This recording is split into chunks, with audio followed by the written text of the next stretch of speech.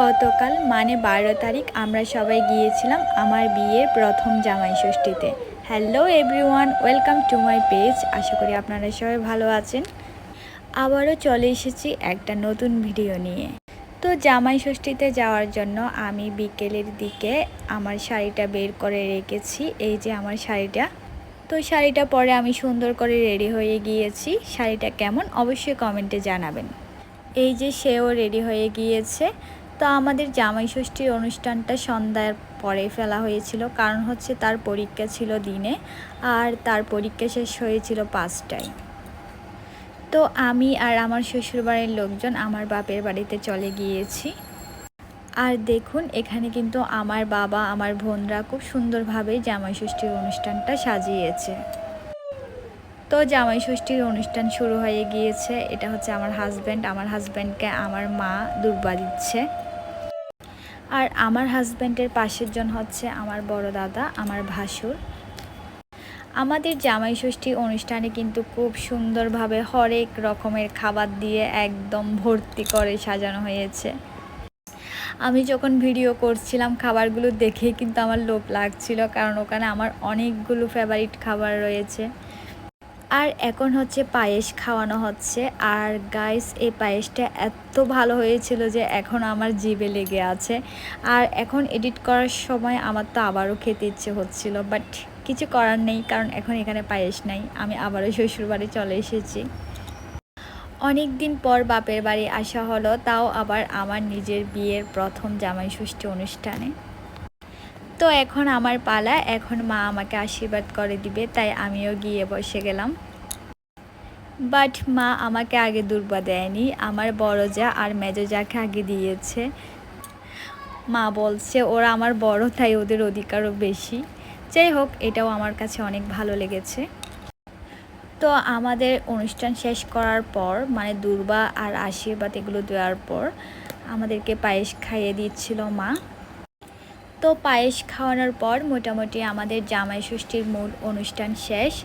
তো এখন আমরা সবাই মিলে খেতে বসে গিয়েছি। মানে আমাদের জন্য যে যে প্লেটে খাবার সাজানো হয়েছে ওই প্লেটের খাবারগুলো সব এখন আমাদের, এগুলো সব এখন আমরা খাবো। তারপর আমরা খেতে খেতে অনেকগুলো ছবিও তুলেছিলাম। আর দেখুন এখানে আমরা কি করছি, যার যেটা পছন্দ সেটার উপর একদম হামলে পড়ছি, মানে একদম খেয়ে শেষ করে ফেলছি সব। দাঁড়িয়ে দাঁড়িয়ে খেতে মজা পাচ্ছিলাম না, তাই সবাই মিলে গোল করে বসে গিয়েছি। তারপর যার যেটা খেতে ইচ্ছে হচ্ছে সেটা হচ্ছে প্লেট থেকে তুলে নিচ্ছি আর খাচ্ছি। আর খাওয়ার পাশাপাশি সবাই মিলে কিন্তু অনেক আড্ডাও দিচ্ছি, কারণ অনেক দিন পর বাপের বাড়ি শ্বশুর বাড়ির সব লোকজন একদম একসাথে হয়ে অনেক বেশি আনন্দ হচ্ছিল। আর গতকাল আমার নিজের বোন, আমার মাসিতো ভাই বোন, মামাতো ভাই বোন সব মিলে এক হয়েছি, মানে সব শয়তান এক হয়েছি। তাহলে তো বুঝতেই পারছেন এখানে কি পরিমাণ আড্ডা হবে আর কি পরিমাণ দুষ্টামি হবে।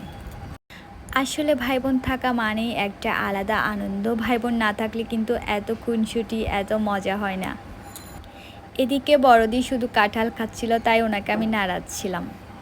আসলে আমরা যখন সবাই একসাথে হই এরকমই কিন্তু অনেক দুষ্টামি করি, একজন একজনকে নাড়াই এটা সেটা নিয়ে। আর এদিকে আমার মাকে ছবি তোলার জন্য ডাকা হয়েছে, আর এদের কথাগুলো একটু শুনে।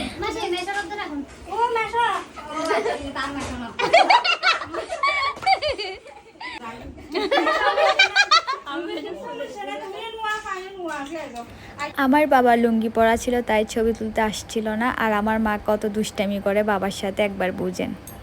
এরপর আমি আবার এক ফাঁকে ব্যালকনিতে আসলাম। আজকে পাখিগুলোকে রুমে ঢুকানো হয়নি, কারণ রুমে অনেকগুলো মানুষ ছিল আর ওরা আওয়াজে হয়তো ভয় পেয়ে যাবে। আর আমার পাখিগুলো কত শান্ত হয়ে বসেছিল। এরপর আবার রুমে আসলাম, দেখলাম সবাই মিলে আড্ডা মারছিল। এই দিদাটা এক একটা কথা বলছিল আর সবাই মিলে হাসতে হাসতে পাগল হয়ে যাচ্ছিল, মানে এতটাই ফানি এই দিদাটা। তো আড্ডা দিতে দিতে অনেকটা সময় হয়ে গেল, দেন আমরা সবাই মিলে খেতে বসে গিয়েছিলাম। তো এখানে মাছ, ডিম, মুরগির মাংস, তারপর ছাগলের মাংস, আরও কয়েকটা আইটেম ছিল যেগুলো আমার তোলা হয়নি। খাওয়া দাওয়া শেষে আমরা সবাই বের হয়ে গিয়েছিলাম, কারণ বেশি রাত হলে গাড়ি পাবো না। তো বের হয়ে গিয়েছিলাম, মানে শ্বশুর বাড়িতে চলে যাচ্ছিলাম আর কি। আর দেখুন রাতের বান্দরবান শহর কত সুন্দর। তো গাইস, আমার আজকের ভিডিওটা এতটুকুই। ভালো লাগলে অবশ্যই একটা লাইক, কমেন্ট অ্যান্ড শেয়ার করবেন, আর আমার পেজটাকে ফলো করে দিতে কিন্তু ভুলবেন না। টাটা।